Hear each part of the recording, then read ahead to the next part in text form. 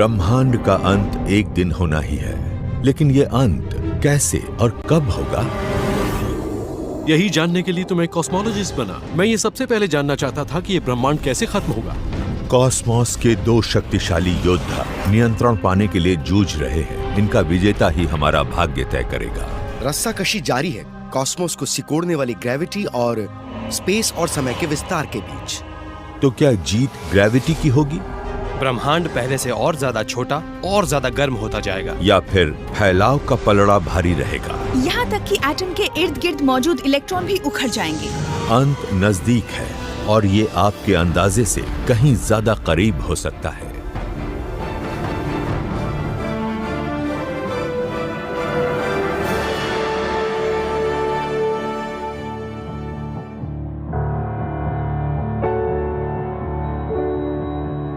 ब्रह्मांड ही सब कुछ है।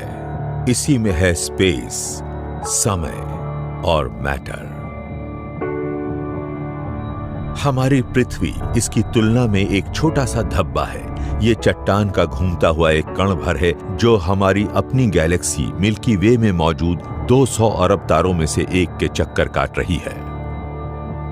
इस विशाल संरचना को 90 अरब प्रकाश वर्ष की दूरी में फैले गैलेक्सीज के एक सागर में सिर्फ एक बूंद कहा जा सकता है। और इन सभी को, चाहे वो सबसे बड़ी गैलेक्सी हो या सबसे छोटा एटम, एक दिन दम तोड़ना है। हमें हमेशा कायम रहने वाली किसी चीज का सबूत नजर नहीं आता। ऐसा कुछ है ही नहीं। एक दिन स्पेस और समय का भी अंत होगा। जन्म से ही ब्रह्मांड का फैलाव होता रहा है। इसके तारों को रोशन करने वाले ईंधन के जरिए ये धीरे धीरे जलता रहा है। लेकिन जब ये ईंधन खत्म हो जाएगा तो क्या होगा? क्या ये भी खत्म हो जाएगा? न्यूक्लियर फ्यूल खत्म होने पर सितारे भी खत्म हो जाते हैं। ऐसे में बचता है एक खाली, ठंडा, बेजान ब्रह्मांड। तब बचते हैं सितारों के अवशेष, ब्लैक होल, न्यूट्रॉन स्टार। फिर वो भी खत्म हो जाते हैं और बचती है बहुत हल्की ऊर्जा वाली रोशनी की एक परत। बस यही। हम सोचा करते थे कि धीरे धीरे ब्रह्मांड की उम्र बढ़ती जाएगी, लेकिन पिछले कुछ दशकों के दौरान एस्ट्रोनॉमर्स ने एक बहुत ही अलग और डरावनी तस्वीर का खुलासा किया है। ब्रह्मांड आगे नहीं बढ़ रहा है, ये तो अपने अस्तित्व के लिए ही जूझ रहा है। यहाँ पृथ्वी पर बेशक हमें सब कुछ ठीक ठाक लग सकता है, लेकिन सच ये है कि हमारे ऊपर और चारों तरफ पूरे ब्रह्मांड में एक युद्ध चल रहा है और ये समय की शुरुआत से ही जारी है। दो खतरनाक शक्तियां नियंत्रण पाने के लिए जूझ रही है। पहली शक्ति है फैलाव, जो गैलेक्सीज को दूर दूर खींचकर ब्रह्मांड को ठंडा करके इसे जमा कर खत्म करने की कोशिश में है। दूसरी ताकत ग्रेविटी हर चीज को एक साथ लाकर कुचलने की कोशिश में है। वो ब्रह्मांड को आग के एक बड़े गोले में बदल खत्म करना चाहती है। जीत किसकी होगी, ग्रेविटी की या विस्तार की? या फिर यह मुकाबला बराबर पर रहेगा? इन दो महाशक्तियों के इस मुकाबले में 3 नतीजे निकल सकते हैं। पहला नतीजा है बिग फ्रीज। विस्तार की जीत होती है और ब्रह्मांड हमेशा के लिए फैलता ही जाता है। दूसरी स्थिति में विस्तार और ग्रेविटी वाले आकर्षण की मात्रा में एक नाजुक संतुलन बन जाता है। ब्रह्मांड का एक खास आकार बन जाता है और उतना ही बना रहता है। तीसरे नतीजे में ग्रेविटेशन का आकर्षण जीतता है और विस्तार रुकने से ब्रह्मांड छोटा होने लगता है और फिर वो स्थिति आती है जिसे कहते हैं बिग क्रंच। अभी तक तो ब्रह्मांड विस्तार और सिमटने के बीच एक नाजुक संतुलन बनाए हुए लग रहा है, लेकिन क्या यह अपने संतुलन को बनाए रख पाएगा? क्या कोई चीज इस संतुलन को गड़बड़ा देगी? ये ब्रह्मांड किस तरफ जा रहा है, शायद इससे बड़ा और कोई सवाल हो ही नहीं सकता। भविष्य के बारे में कुछ बताने के लिए कॉस्मोलॉजिस्ट हमेशा अतीत पर नजर डालते रहे हैं। विस्तार की शुरुआत पर, ग्रेविटी की शुरुआत पर, हर चीज की शुरुआत पर। 13 अरब 80 करोड़ साल पहले एक बहुत ही सघन और गर्म धब्बे में विस्फोट हुआ और अचानक ये बाहर की तरफ फैलने लगा। ये था बिग बैंग। तमाम ऊर्जा, तमाम स्पेस और सारा मैटर, यानी हम जिस ब्रह्मांड को आज देखते हैं, उसे बनाने वाली सारी चीजें बनी और सक्रिय हो गई। जरा सोचिए, हम अपने आसपास जो कुछ देखते हैं वो आग के एक आदिम गोले में इकट्ठा हो गया, फिर वो फटा और उसके बाद सारी गैलेक्सीज गतिशील हो उठी। बाहर की ओर फैलता ये धमाका, विस्तार की ये शुरुआत आज भी जारी है। उसके बिना ये ब्रह्मांड इतना बड़ा न बन पाता कि उसमें सितारे और गैलेक्सीज मौजूद रह पाती।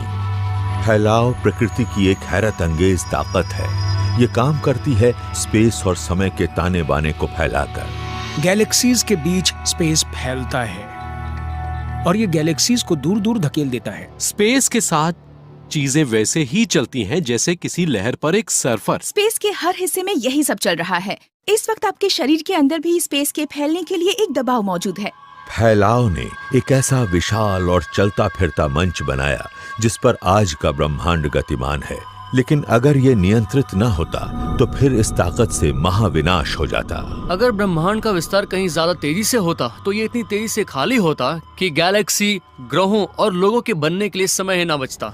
हमारी मौजूदगी ये जताती है कि किसी चीज ने इसकी रफ्तार पर रोक लगाई होगी, और ये चीज थी हर कहीं मौजूद ग्रेविटी।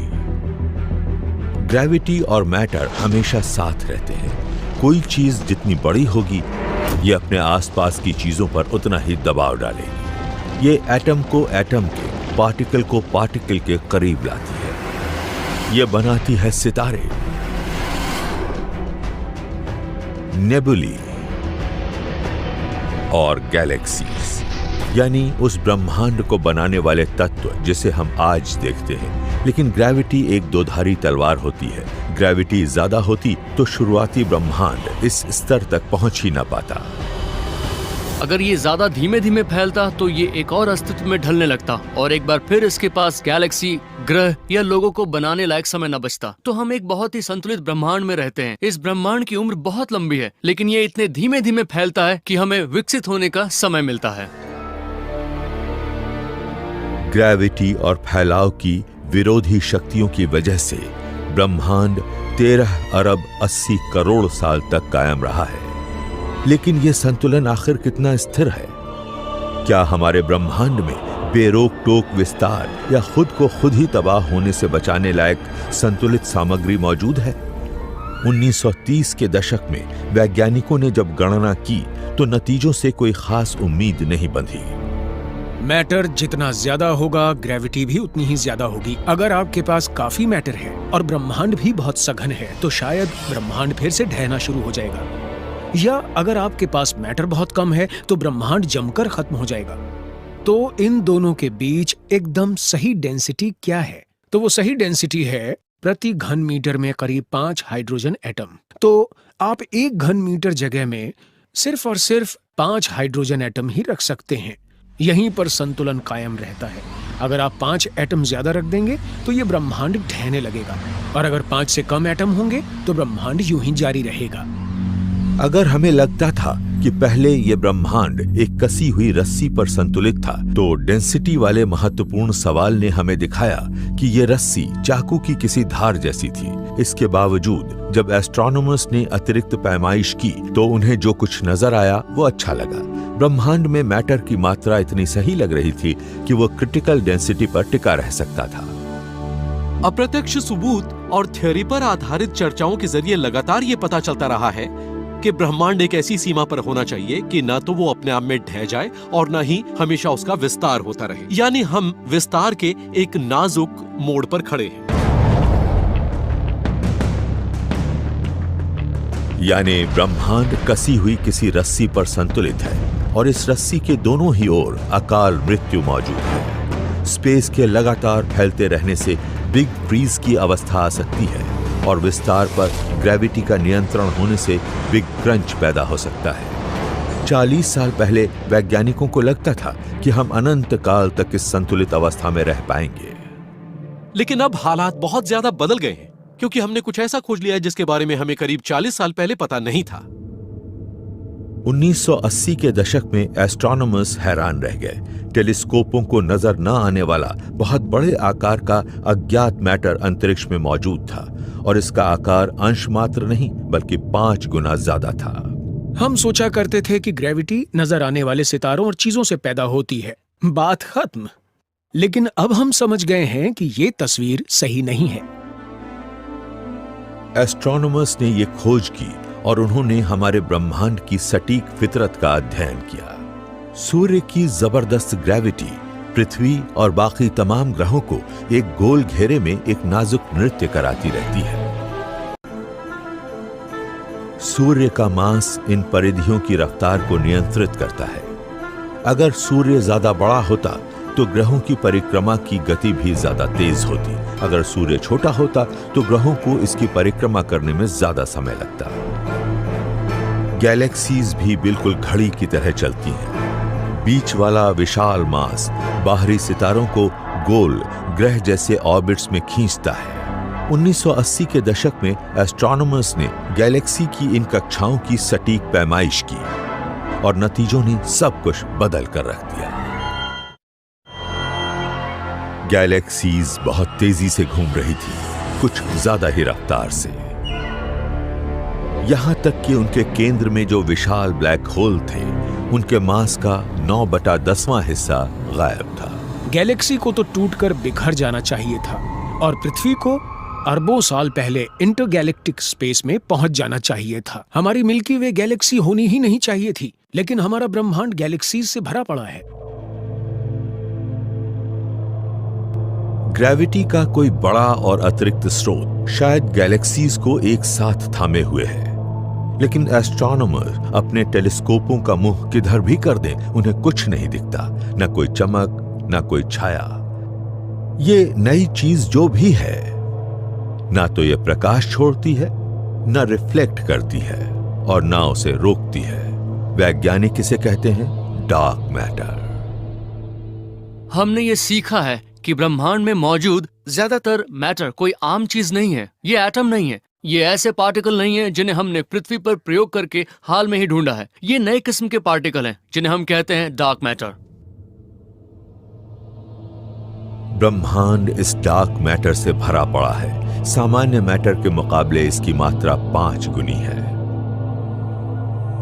पूरे कॉस्मोस में विशाल फिलामेंट फैले हुए हैं। चमकदार गैलेक्सीज वहां इकट्ठा होती हैं जहां डार्क मैटर सबसे घना होता है।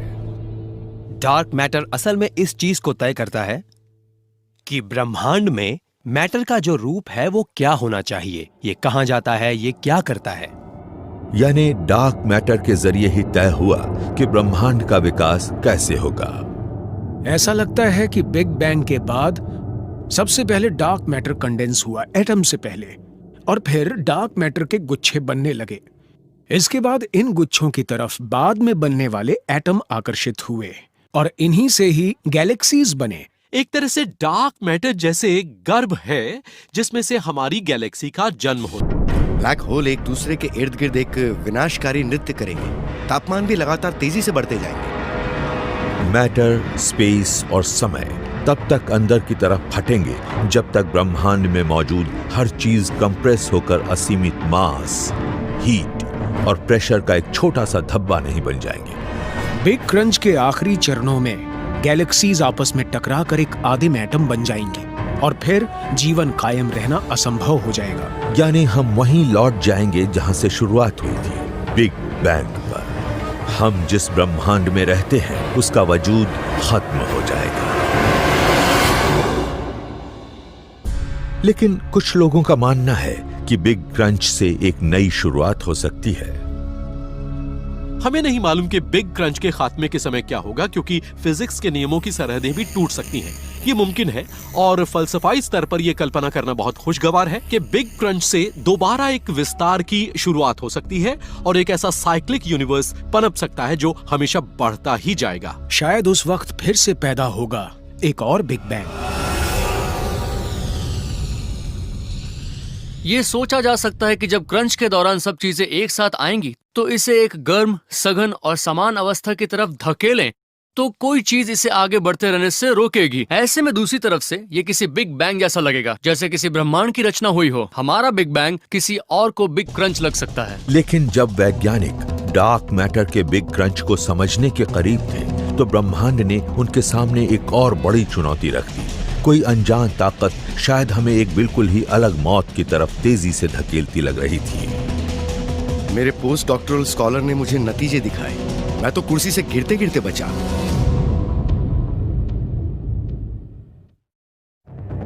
ग्रेविटी और एक्सपेंशन पिछले 14 अरब वर्षों से हमारे ब्रह्मांड पर कब्जा करने के लिए जूझते रहे हैं। एक्सपेंशन यानी विस्तार इसे बाहर की तरफ धकेलता है और ग्रेविटी यानी गुरुत्व अंदर की तरफ। ग्रेविटी के पास डार्क मैटर था तो लग रहा था कि जीत इसी की होगी। अतिरिक्त मास ब्रह्मांड को एक बिग क्रंच की तरफ खींच ले जाएगा। लेकिन फिर एक हैरत अंगेज खोज ने ब्रह्मांड की हमारी समझ को पूरी तरह बदल दिया। सन 1990 के आसपास शोधकर्ताओं की 2 टीमों ने ब्रह्मांड के विस्तार के इतिहास को नापने का फैसला किया, ताकि यह तय हो कि कहीं इसकी रफ्तार इतनी धीमी तो नहीं हो रही है कि एक दिन इसे एक बिग क्रंच का सामना करना पड़े, या कहीं ऐसा तो नहीं कि यह हमेशा के लिए फैलता ही जाए। एस्ट्रोनॉमर एलेक्स फिलिपेंको एक टीम में थे और दूसरी टीम का नेतृत्व कर रहे थे सॉल पर्लमटर। हम समझ गए कि पहली बार ऐसा मुमकिन हो रहा है कि हम इस बात की सीधी पैमाइश कर सकते थे कि अतीत में ब्रह्मांड की रफ्तार कितनी धीमी हो रही थी। दोनों टीमें दूर दराज गैलेक्सीज की रफ्तार को नापना चाहती हैं, लेकिन क्योंकि ये गैलेक्सीज बेहद धूमिल और दूर दराज हैं, इसलिए ये थोड़ी चमकदार गैलेक्सीज ढूंढने लगे। पृथ्वी से अरबों प्रकाश वर्ष दूर एक तारे में विस्फोट हुआ। ये एक सुपरनोवा है। ये एक दम तोड़ते तारे की आखिरी सांसें हैं। ये सूर्य के मुकाबले 5 अरब गुना ज्यादा तेजी से चमकता है, बेहद थोड़े समय के लिए। ऐसे में पर्लमटर और फिलिपेंको के पास ये नापने के लिए 1 या 2 हफ्ते का समय ही था कि ये जिस गैलेक्सी में है, हमसे दूर होते हुए भी उसकी रफ्तार कितनी धीमी हो रही है।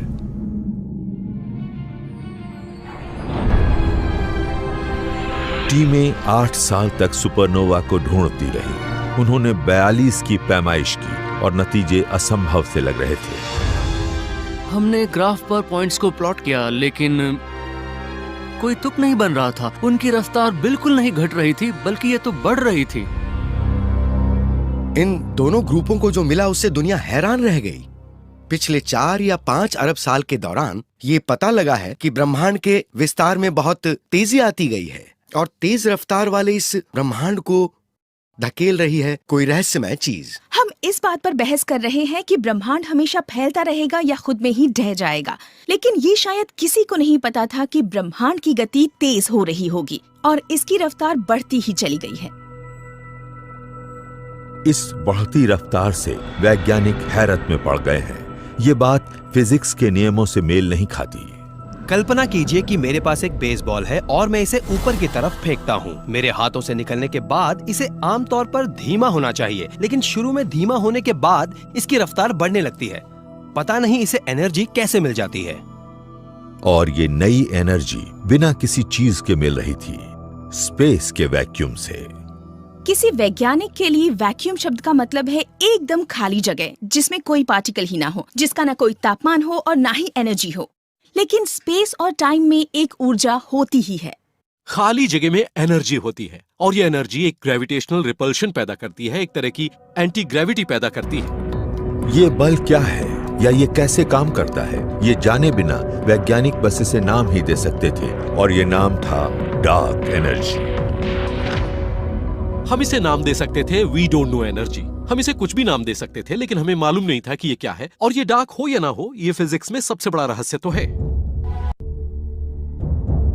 नासा ने अंतरिक्ष में मौजूद डार्क एनर्जी को नापने के लिए अपने बेहतरीन स्पेस टेलीस्कोपों को कैलिब्रेट किया और नतीजे दिमाग चकराने वाले थे। ब्रह्मांड के मास के मुकाबले इसकी तादाद 3 गुना थी और स्पेस जितना ज्यादा फैलता है वहां उतनी ही ज्यादा डार्क एनर्जी महसूस होती है। डार्क एनर्जी बिना स्रोत वाली एनर्जी है और ये रिपल्सिव भी है। तो जब ये डार्क एनर्जी गैलेक्सीज को धकेलती है तो ये बढ़ जाती है। वैक्यूम भी बढ़ता है और उससे रिपल्शन भी बढ़ता है। तो ब्रह्मांड की गति धीमी होने के बजाय फिलहाल जो बढ़ रही है उसका शायद यही कारण है। Dark energy big crunch theory को खत्म करती लगती है। लेकिन वैज्ञानिक अभी भी ये नहीं जानते कि डार्क एनर्जी, विस्तार और स्पेस किस तरह आपस में जुड़े हैं। अगर स्पेस की मात्रा का आकार दोगुना हो जाता है तो क्या उसके अंदर मौजूद डार्क एनर्जी भी दोगुनी होगी या ये उससे भी ज्यादा बढ़ेगी? 1:1 के अनुपात से विस्तार एक समान रफ्तार से होता है। ऐसे में ब्रह्मांड